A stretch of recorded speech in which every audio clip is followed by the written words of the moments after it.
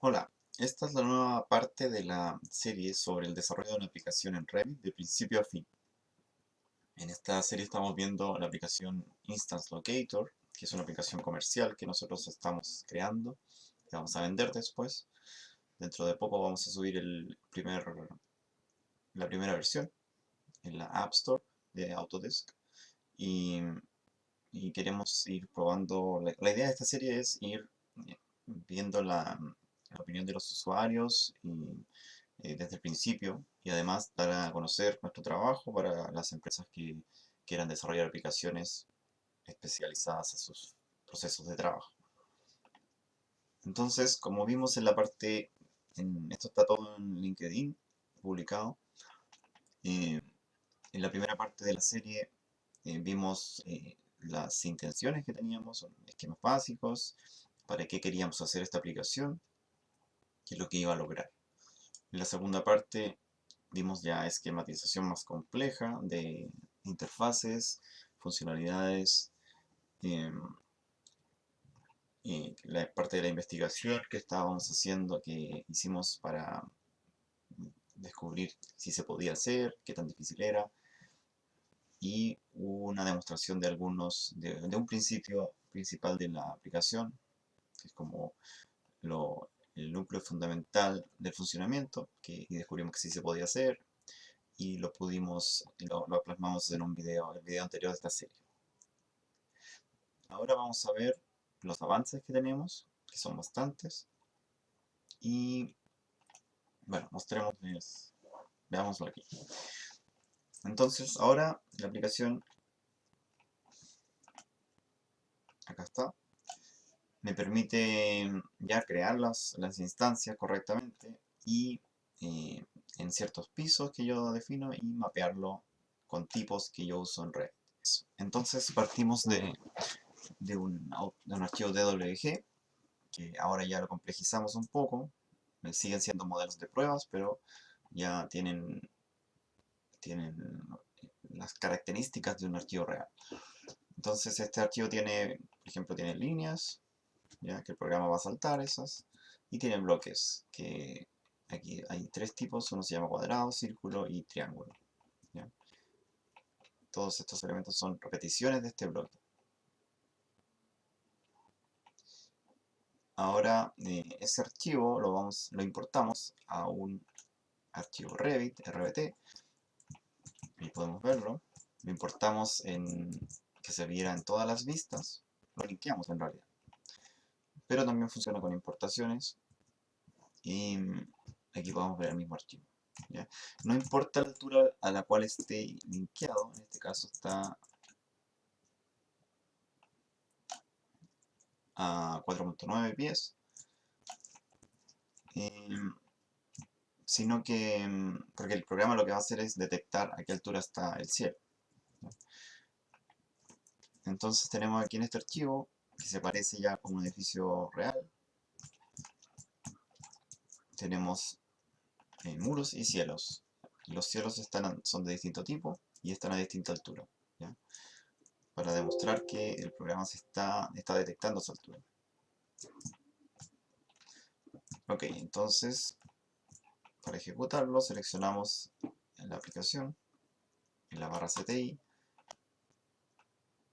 y seleccionamos el archivo de procedencia. Aquí nos dice el nombre, eso quiere decir que lo seleccionó bien, es un DWG. Avanzamos y el programa detecta todos los niveles que tiene el archivo. Vamos a elegir el nivel 1. Y estos seteos los podemos ver a futuro, pero lo que va a hacer es especificar aún más cómo queremos que se generen los elementos, sobre todo cuando sean de distintas categorías. Ya avanzamos y aquí nos mapea todas las instancias de bloques que tenemos en el CAD. Y en cada instancia de bloque, aquí cada fila nos muestra un tipo de bloque. ¿Ya? Y yo aquí tenía definido que fueran tres: triángulo, círculo y cuadrado. Tienen el mismo nombre que tienen en el DWG: cuadrado, círculo, y este se llama triángulo. Ya, y en cada tipo me dice la cantidad de unidades, la cantidad de instancias, y incluso puedo ver el detalle de la ubicación de cada una.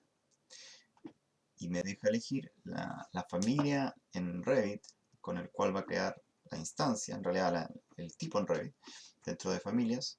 Puedo elegir distintos tipos dentro de todas las familias que tengo.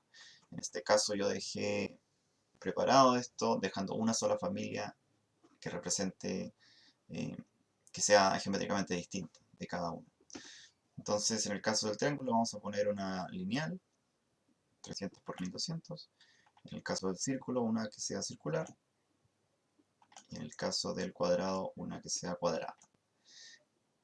Y aquí en la última columna me dice si yo lo voy a usar o no. Yo podría decir que eh, algunos tipos de bloque no los ponga, porque a lo mejor ese bloque no representa una luminaria, sino que hay otra cosa, una anotación, o ahí yo puedo elegir. Y también podría decir que algunos tipos, algunas instancias no las ponga, o sea, puedo decir que ponga los bloques, pero justo ese no, ahí yo elijo.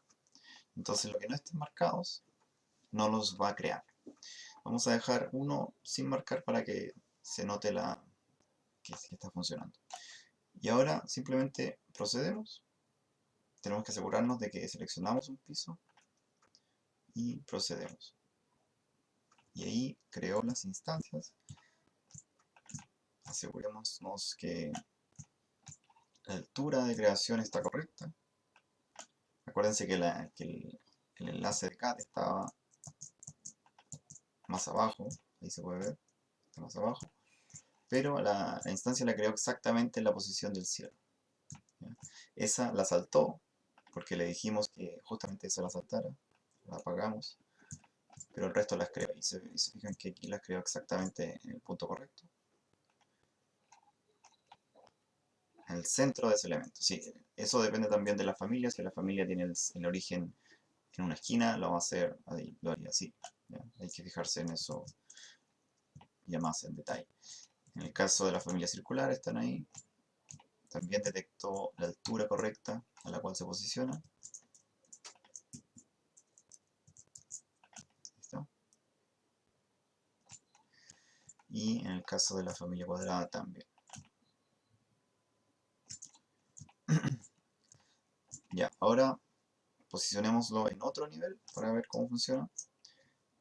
Y no es necesario cerrar la aplicación, sino que volver atrás, otro nivel, adelante y en este caso prendamos todas.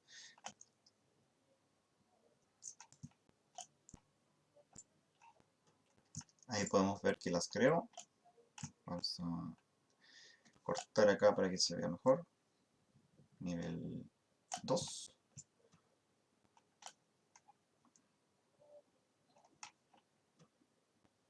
El mismo proceso, lo deja a la altura correcta del cielo. Y probemos un nivel más apagando un tipo.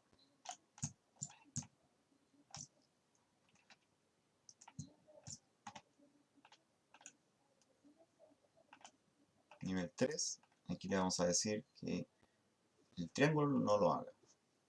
Y el círculo y el cuadrado sí. Y ahí vemos el resultado. Lo va a hacer a la altura correcta.